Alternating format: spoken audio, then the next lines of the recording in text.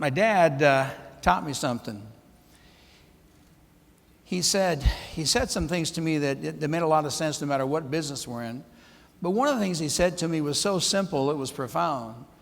He said, what you do for a living, it's this real estate thing, he said, which I know nothing about. There's one basic rule I think that you need to do in life, and that's just do the right thing. Just do the right thing. I did a conference call here just a few months ago, and they gave me a series of questions they wanted to ask in this 45-minute call, and at the very end they said, I have one more question for you. You've been in this thing 40 years, and I'm curious, what's the number one thing you've learned in 4 decades? No one's ever asked me that. I never asked myself that question. You know my answer? It was this. Here's the number one thing I've learned in my entire career. The higher the self-confidence goes of an agent, the higher their production goes with it. Anything you can do to build your self-confidence will make you more productive. I've got a lot of broker owner managers in this room.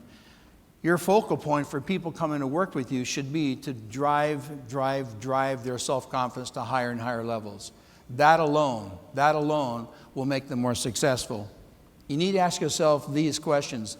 What am I going to keep doing? Keep is the first word. What am I going to keep doing because it's successful, because it's working, because it makes me feel good? What am I going to stop doing? Let's quit fooling ourselves. There's things we're doing, using up our resources that have minimal results, so stop doing them.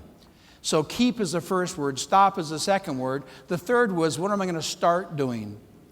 Here you are, one of those beautiful places in the world, gorgeous weather out there today, and yet you're in here, or you're listening to me, and I greatly, greatly respect that. And so if you're sitting here trying to get 1 or 2 ideas, which is our objective, then I think you owe it to yourself to not just make some mental notes or physical notes by some of you, but when you go back home, we need to start doing some of them. Yes or no?